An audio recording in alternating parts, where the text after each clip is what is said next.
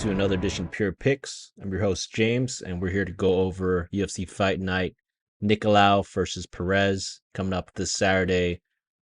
We took about a week break off of UFC 300, and it was a much needed break. We had a little bit of a bloodbath situation for UFC 300, and I want to actually recap that before we get started on Nicolau versus Perez. So, overall, obviously, total destruction. I mean, we got wrecked. 5.36 units down. There was some good news. There was some bad news, obviously, but let's go with the good news first. I mean, we got all of our straight picks right. Poitin money line, Yuri money line, and Diego Lopez money line. So those are some great straight plays that we had. It was really the parlays and a few props that really got us in a big hole. I'll be the first to admit that the Gaethje prop was mine. The parlay was mine. I put 3 units on Gaethje, Figgy, and Zhang, and even throughout the week, I was getting less and less confident in Gaethje overall. I just felt that he had just a worse style and game plan for a 5-round fight, and Max looked a little better actually throughout the week. I was also thinking of potentially doing a hedge situation, Max via decision, but obviously that even went up in flames. So I'm glad that I didn't alert the Discord members on that. Overall, we lost 3 units there, and that was a big loss from my end. So, I think that that's something that I got to take the L on that one. Turner, that was another L that we had. Just trusted the wrong guy there. I mean, Turner has disappointed in a lot of spots, and I knew that we should not have trusted him with him. He just has too big of a gap in terms of the grappling, and a guy like Moicano, even though he was knocked down in round 1, it looked like Turner did not capitalize on it, and he just has some bad fight IQ too. So never trusting Turner again in any spot. That's gonna be the last time I personally trust him. And another play that I personally had was the over 1.5 Zhang and Kayla Harrison. I thought that the Hill fight was going to go a little bit longer than expected, but obviously Poitin just ended this guy in round 1, and that killed the parlay as well. So, overall, just not a good night. And although it was a great, entertaining fight card, I had a great time watching it. Just for the plays and all that. I mean, one of our worst nights of the year so far. So I'm glad that we took a week off just to recalibrate and just really to try to get the momentum coming back, because we've been on a bit of a cold streak in the last month or so, and I really want to get back on the winning train, right? So let's try to do that with this week. Now this week, I think that there's going to be some potentially interesting plays, but overall, I don't know if this is going to be a strong card to lay down a lot of units. I see a lot of potential upsets as well. So if you like the underdog action, maybe that's a route that you want to go. I also like a few of the overs as well, but overall, I don't think that this is the best card to lay down the juice, especially if you're coming off a bloodbath in UFC 300 for some people like us. So let's just move on to breaking down this card. And obviously, guys, before we get into it, please like, comment, subscribe. It would really help out for the algorithm of the channel and really help us grow as well. Let's move on to the first fight of the prelims here. So the first fight that we got here, we actually have an interesting matchup. It's going to be Maheshate versus Gabriel Benítez. And this is going to be a fight in the lightweight division. Now, Maheshate, I mean, he is 9-3. He is 3-2 in his last 5, and he's actually coming off 2 straight losses. Caio lost to Slava Claus about a year ago. Gabriel Benítez, 23-11. He is coming off a loss himself against Jim Miller about 3 months ago.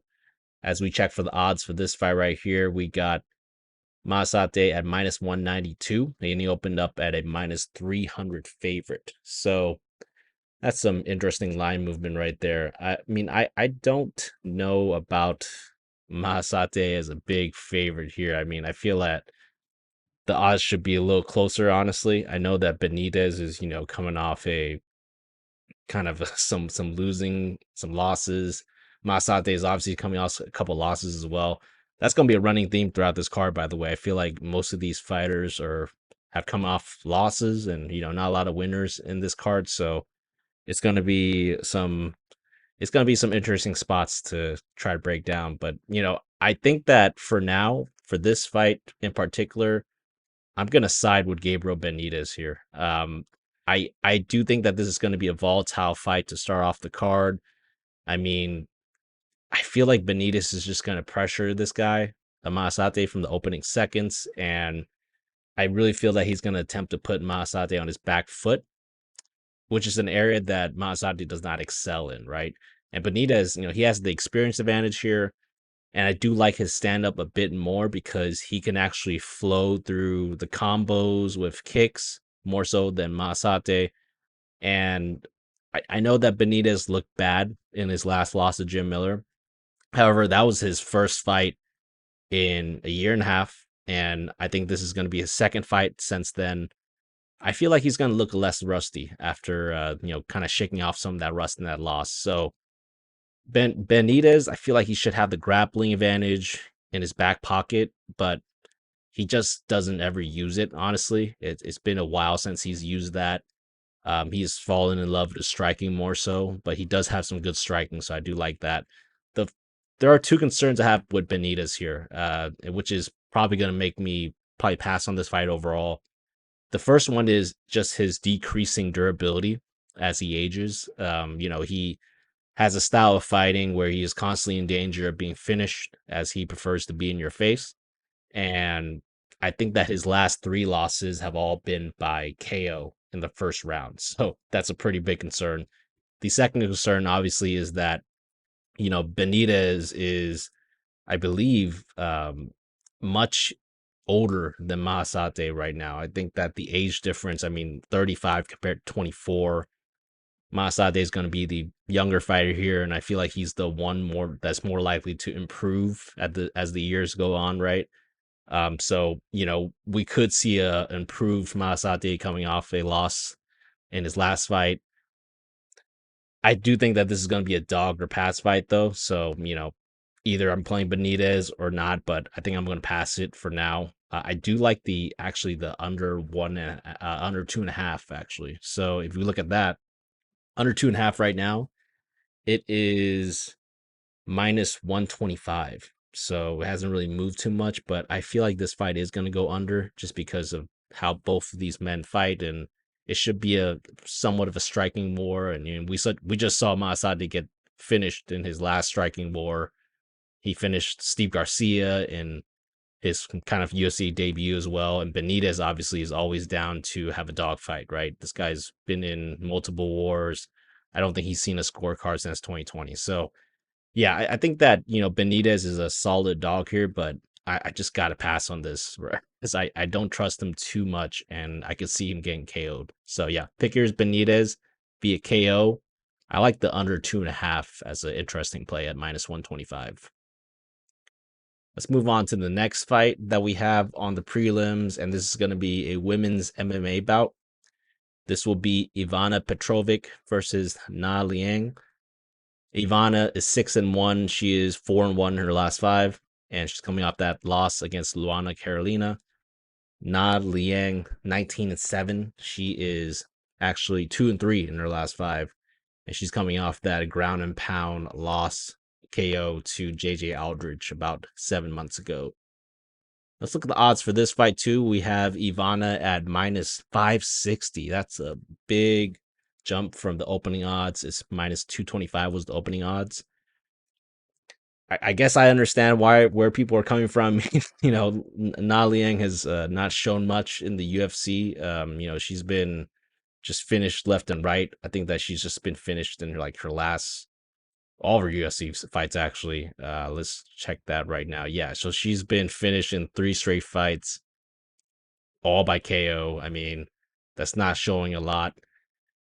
I think that this fight is actually going to be a little closer than what the odds appear. I mean, Ivana should dominate this fight.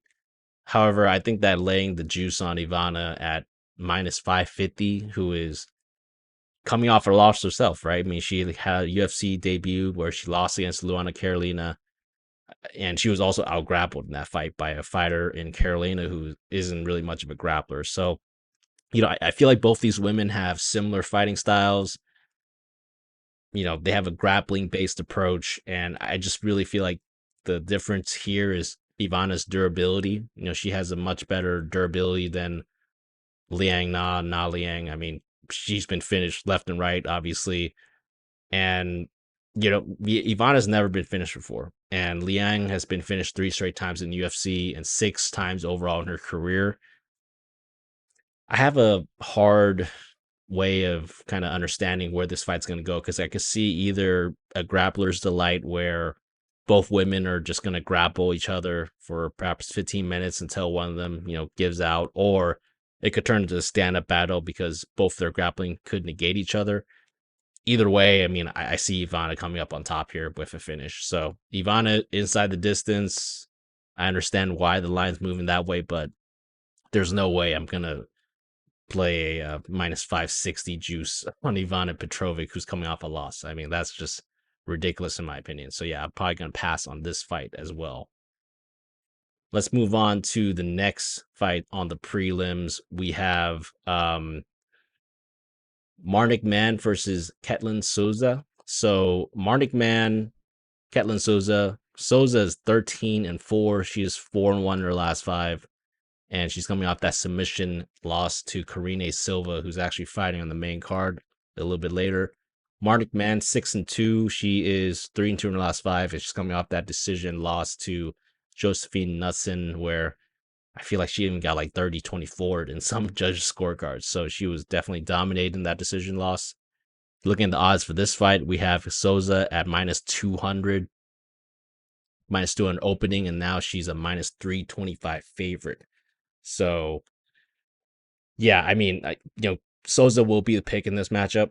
I do like the over 2.5 actually for this matchup. So the reason why I actually like the over is that I feel that Souza, she's coming off a pretty brutal knee bar submission loss to Karine Silva, where her knee was like popped out or she tore some ligaments.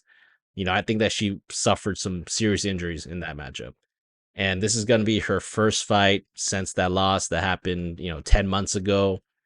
And I feel like she's going to be coming out a little bit more conservative and tentative. And Mann is going to be also coming off a loss. And I mean, she was controlled, right, for over 10 minutes and just was constantly in disadvantageous positions.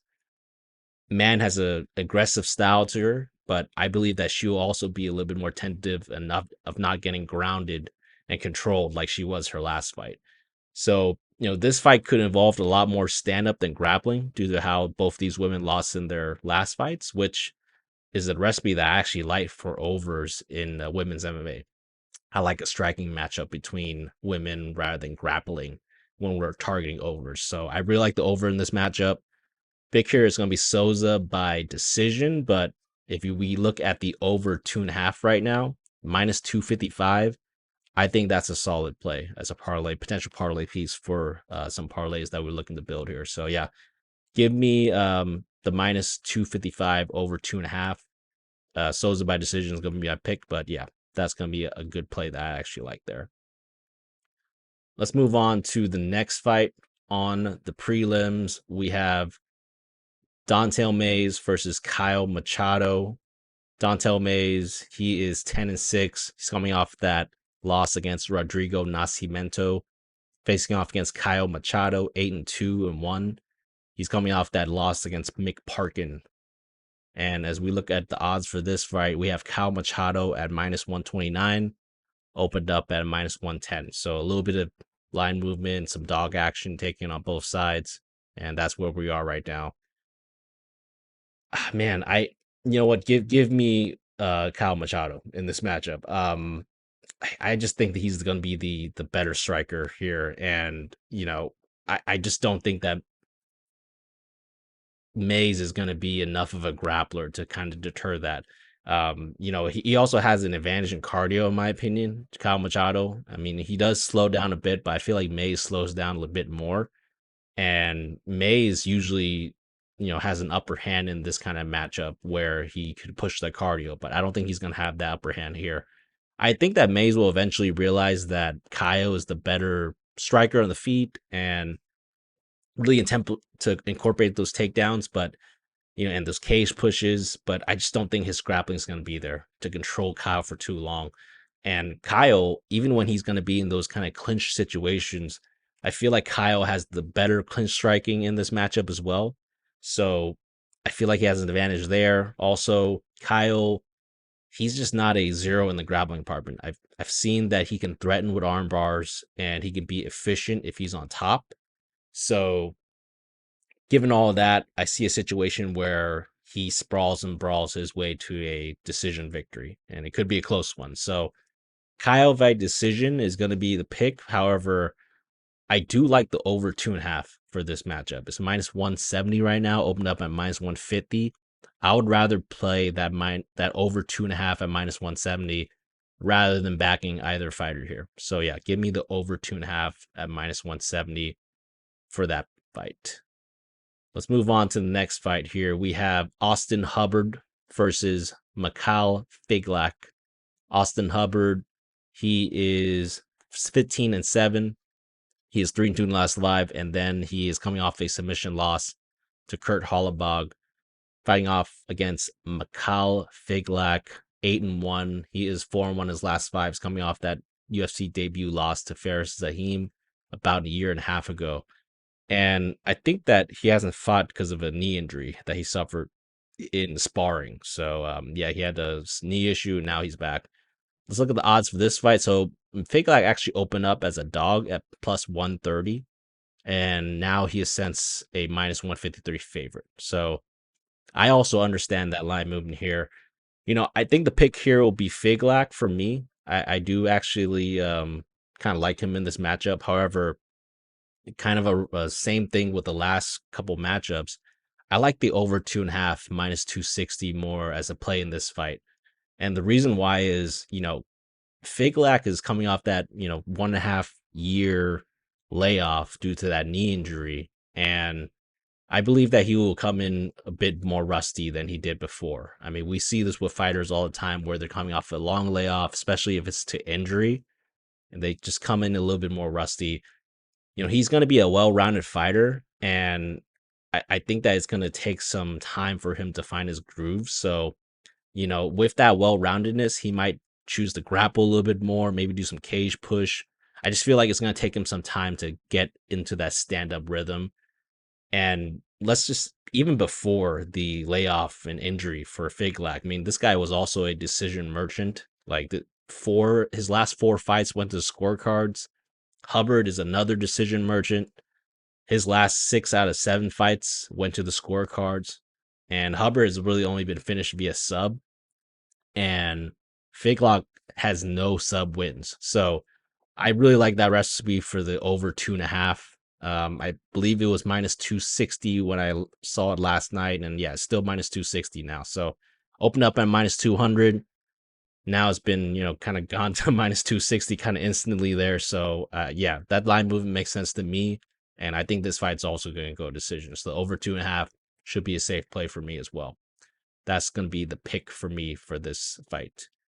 Let's move on to the next fight that we have on the feature prelim of the night. I know we're blowing through this because I just feel like, there's not a lot of good spots and not much to be said about some of these fights, honestly. I try to just pick some spots that could be good. But anyways, we had Rani Yahya against Victor Henry. Rani Yahya, 28-11-1. So this guy's definitely a veteran in the MMA game. He's coming off a loss to Montel Jackson, though, where he got KO'd in, I believe, round 1 in that a year ago. Victor Henry, 23-6. He's coming off that no contest because this was actually a real one. I mean, he got kind of nut-shotted against Javid Basharat, and I think he went to the hospital as well. So, he's probably recovered by now, so that's good. Good to see him back. Let's look at the odds for this fight. We have Victor Henry open up at minus 650. Now he's a minus 500. Yeah, I have to pick Victor Henry in this spot. And, there's just no way I'm backing a guy like Rani Yahya. I mean, I know this guy's had a lot of fights, especially in the UFC, but, I got to pick Henry here. I'm not touching his minus 500 money line, though. So the reason why is Victor Henry. I remember he has disappointed before as a minus 410 favorite against Rafael Assunção. And Assunção was like a 40-year-old guy like Rani Yahya as well. So very similar kind of narrative going into this matchup. And in this fight against Rani, Henry really should cruise to a decision victory or get a KO in this matchup. I mean, I think Rani Yahya at this point is on the last leg of his career. His last win was in 2021. His last loss was a round 1 KO loss, right? After a 2-year layoff. And he just looked much worse than he did before. So maybe he's going to look a little better. But even then, I think that his style of being a jiu-jitsu nerd in a way and just having bad takedowns and, the striking just not that great as well. I just feel that he's not going to have a good enough recipe for success and a style matchup wise for a guy like Victor Henry, who has a solid 78% takedown defense and pumps out incredible volume in most of his fights. So I could see the case actually for the over 2.5 or the under. So I can see either way. So that's why I'm probably going to pass on this fight entirely. I mean, I can see it going either way. So yeah, I'm going to pass on this fight entirely. And let's just move on to the main card. Moving on to the main card, we have Tim Means versus Uros Medic. Tim Means obviously is the veteran at this point. He is 33, 15, and 1. And he's actually coming off a win over Andre Fiallo via KO about half a year ago. Uros Medic is going to be the younger guy here, 9-2, and he is coming off a loss actually to Urabai via submission neck crank. And I remember that fight; he was getting dominated grappling wise against Urabai. Let's look at the odds for this fight right here. So we have Uros Medic actually a minus 300 and open up at a minus 200. So that's some I mean, he's kind of bigger favorite. I just don't agree with that line movement actually. So the reason why is, man, I'm gonna side with Tim Means here. I actually like him as a dog in this matchup. I mean, I consider this fight to be a dog or pass, and I understand that Uros is gonna be the faster guy here. He's gonna be the quicker guy. He's in the prime of his career, and Tim Means is 4 years old. I understand that. Uros does a good job of using dynamic attacks like spinning attacks, and he has good range control, which is going to be needed here because Tim Means does have 4-inch reach advantage. He should get the better of Tim Means on the feet most times. The one area where it could get really tricky is Tim Means' willingness to use the takedowns and grappling game. I think that Medic has just a huge grappling hole that we've seen in his losses. And Tim Means is the type of veteran that has takedowns in his arsenal. And I feel like he can take advantage of that if he chooses to. So aside from even aside from the grappling portion of the fight, I think that Means is a tough out in mostly stand-up battles. And Tim Means has only mostly lost via sub or submission or decision so far in the UFC. His only KO loss in the UFC was in 2019. So this guy's a really tough out. He's a dog. I'm gonna go Means by decision, and I think it's the dog or pass fight. I actually hope that the odds get a little juicier as the week moves on. Maybe Uros is going to be a heavier favorite because I do like the odds on Tim Means at plus 250. I mean, I think that's solid. If he gets to maybe like plus 270 again or something like that, that might be something where we'll consider a play. But yeah, I actually like Tim Means as a potential dog in this matchup. Let's move on to the next fight on the main card, and we have a really exciting fight here. We have JSP Jonathan Pearce versus David Onama.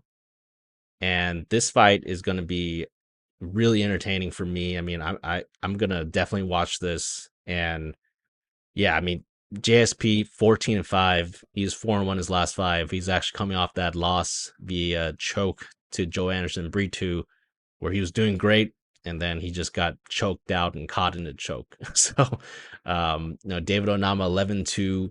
He's 3-2 in his last five, and he's coming off that KO win over Gabriel Santos. I think it was like a performance of a night. It was a really sick KO. He really did a good job in that fight.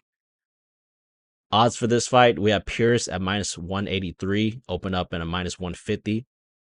So I gotta go JSP here. I mean, I know that he's coming off a loss, and that always doesn't look good, obviously, but I really like him in this matchup, and I think that JSP is a buy low, and I think that Onama is a sell high in this matchup.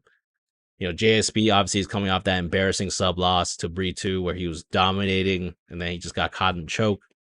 Onama is coming off that performance of the night KO. While Onama is a skilled and dangerous fighter in the feet, if you look at his actual matchups and wins and losses and just the record overall, I mean, he has a grappling hole that I think can be easily exploited by a guy like JSP, who wants to take the fight to the ground no matter what, right? He's going to be committed, relentless wrestler. In Onama's two losses in the UFC to Nate Landwehr and Mason Jones, he was taken down 11 times and controlled for 24 minutes. Onama also has a gas tank issue, in my opinion, and he tends to slow down starting in round 2, which is going to be a recipe for disaster against a relentless wrestler in JSP who does not slow down one bit. I think that also, since this fight's going to be in the Apex, we're going to have a smaller cage, and I believe that JSP will just have an easier time tracking Onama down for takedowns, and he should be able to dominate Onama in this department and the fight. So I know that this also kind of goes against my, nut hugger and like meta in a way, like where we should fade the nut huggers, but the JSP, I don't think he's a nut hugger. I think he actually does damage with ground and pound. He tries to go for subs as well on the ground, so he's not just going to try to hold down Onama. I mean, he's going to try to inflict some damage, and if Onama was controlled by Mason Jones, who I don't think is in the same stratosphere as JSP, I think that this is going to be JSP win in the bag. So yeah, give me JSP inside the distance. I like him as a potential parlay piece, maybe even like straight money line play. But yeah, I really like the value on JSP here this week. Let's move on to the next fight on the main card. So the next fight is we have Jhonata Denise versus Austen Lane, and this is going to be a heavyweight matchup here. Now, Denise is 6-0. He is coming off that KO victory on the Contender Series, fighting against Austen Lane, 12-4. And he's coming off that KO loss to Justin Tafa here. Look at the odds for this fight. We have Denise at minus 233.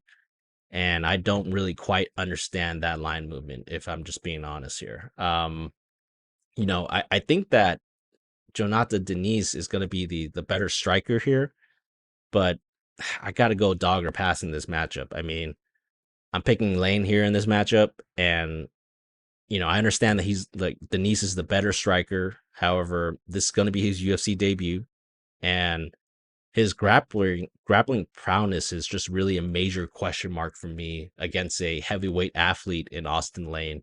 Lane, he hasn't shown much wrestling or grappling in the UFC thus far, but his pre-UFC tape and his professional football background does show me that he has the ability to grapple an unproven UFC fighter in Denise. I mean, this is going to be his first UFC debut, right? So, Lane is obviously coming off a round 1 KO loss to Justin Tafa, and I believe that Lane will have learned from that loss and really taking into account that maybe he shouldn't try to go into a slugfest with a much better striker. And I feel like this is going to be the same matchup for him.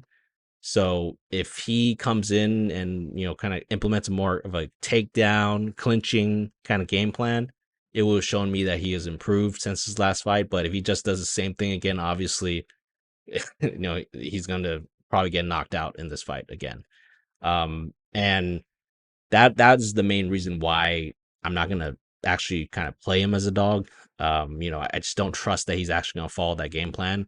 Both of these men have usually tried to finish in the first round, and all of Denise's fights have ended in round one, and Lane has all but three of his fights end in round one. So I just would not be surprised if it's a quick finish here. So the pick for me is going to be Lane via KO, but I'm passing for now just because I can't trust Lane even as a dog right now, because I feel like he can also potentially get finished, and that could blow up the play as well.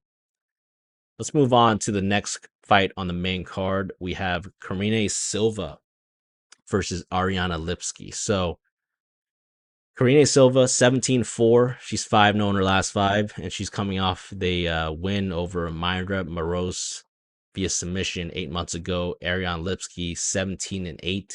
She's 4-1 in her last five, and she's coming off that armbar submission victory over Casey O'Neill. Let's look at the odds for this fight. We have Karine Silva minus 152, open up at a minus 115. So this is going to be a pretty volatile matchup. I think both of these ladies, like to finish. More so Silva, obviously. This is just going to be a tough fight for me to cap. And yeah, I've gone back and forth between who I am going to pick. At the moment, I'm going to side with Lipski in this matchup. I think that she has improved tremendously in the last few years, so much so that people have just forgotten about the L's that she had when she began her UFC career. In Lipski's past three matchups, she has landed more takedowns than her opponents and has defended 21 takedown attempts as well. I like that Lipski has never been subbed in her career, which will be a good in a matchup like this against a finisher like Silva, who is coming off of 3 straight round one subs in the UFC. I rate Lipski as the better striker in this matchup, and I think that's going to be a kind of Muay Thai striking matchup from both women. So I trust Lipski enough to keep it safe on the ground and sprawl and brawl her way to a victory. And she might even get a finish. She could get her sub herself. Silva's been subbed before. Silva's been finished before, I believe.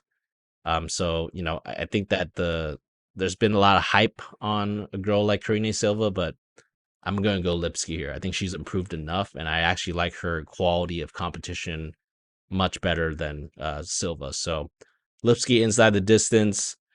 I'm gonna actually wait for the odds to get a little juicier, because I feel that people are gonna lay a little bit more juice on Karine Silva and buy into that hype.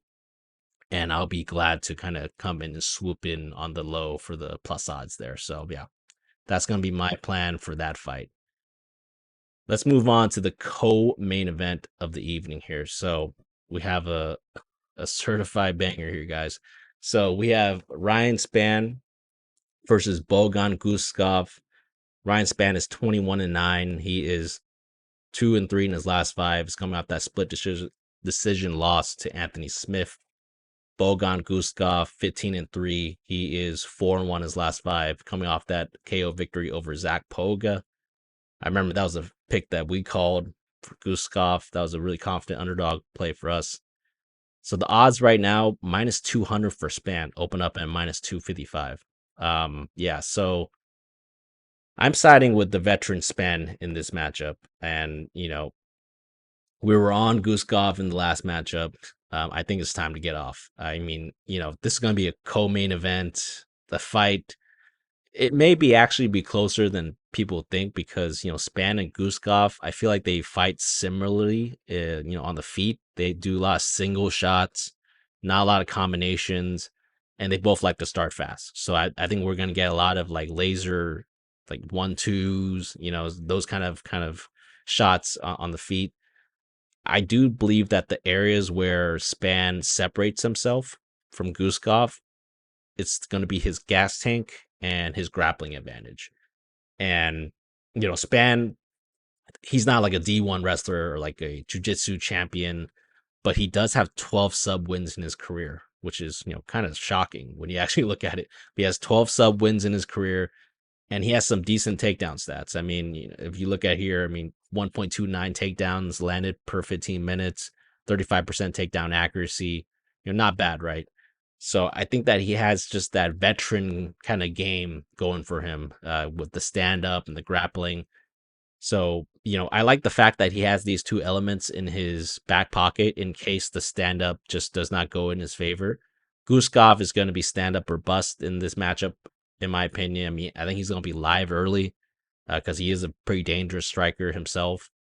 But the later the fight goes, Spann should just be able to gain the advantage on Guskov. I mean, Guskov has not been past the first round since 2019. So I'm very tempted to lay the minus 200 juice on Ryan Spann, but I'm just going to pass for now because I just don't trust him 100% as a 2-1 favorite.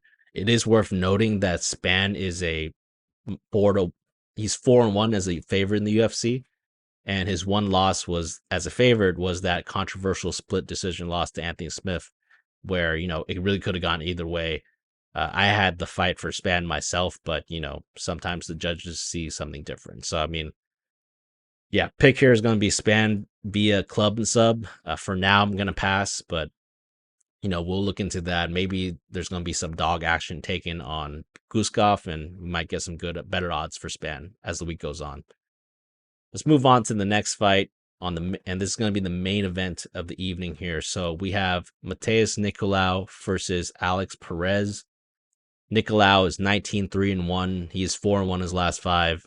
And he's coming off that loss against Brandon Royval where he was kneed and then just got killed on the ground. Alex Perez, 24-8. He's coming off that loss against Mohamed Mokaev. Perez will be coming in on short notice in this matchup. I believe he's replacing Manel Kape here. So if we look at the odds, minus 183 for Nicolau. Open up at minus 180. So not a lot of movement either way. Just barely any movement right there. I actually like Alex Perez in this main event matchup. So, I like Alex Perez as a dog. I feel like he has a good game for a dog. Nicolau, he's just coming off a really bad KO loss, and we've just seen that fighters sometimes come back a bit more hesitant in these situations, right? I mean, I do like that he took nearly a year off after that KO loss to Royval, but he usually fought with low volume on the feet before the KO loss, and now I feel like he's going to be even more tentative and cautious in this 5-round fight. And Perez is obviously stepping on short notice, and he just had a fight with Mokaev about a month ago. But Perez, he was scheduled to fight in June, and now he's kind of fighting now. So I feel like he was gearing up to fight again, and I feel like he's going to be ready. And the decision to actually step up with short notice, it actually makes me more confident in Perez, because Perez has just been that kind of fighter where he's had multiple fight cancellations throughout the years, past 4 or 5 years. And, that's been his biggest struggle, is actually making it to the fight. When Perez is in the cage, as we just saw, he's usually shown out and performed. I mean, he does have some losses, obviously, but all those losses are to former champions or contenders. So I do like the matchup with Nicolau. I believe that Perez will be the fighter with the higher finishing equity. If we look at, Nicolau here, I mean, this guy is a bit of a decision merchant himself. I mean, look at all these decisions. He knocked out Matt Schnell. Who hasn't? I mean, come on. Like, I just think that Perez is going to have a good matchup in this fight. And, I think that his dog action is pretty solid. So in, his last fight against Mokaev, it was actually a really close fight. I think it could have gone either way. And yeah, I mean, I just liked how he fought. He did do some low IQ decisions throughout the fight, but I feel like, he performed like a straight dog. And I feel like he's going to be someone who's going to fight for your units. So give me Perez inside the distance. I actually think he's a potential solid underdog play right now. That about does it for the fight night breakdown here for Nicolau versus Perez. Once again, I mean, Not a lot of good spots that, overall for the card, but I think that there are a few good spots that we could play, some underdog spots, some overs for the props. So I think those are going to be plays that we have. Check out our website, purepicks.gg, join our Discord, and that's where you guys can see all of our picks. We're going to start back the momentum right now after a week break, and we're looking to kind of ride in strong right now. So yeah, just stay tuned. We're going to come back for more. But yeah, best of luck, everybody. Until then, we're out.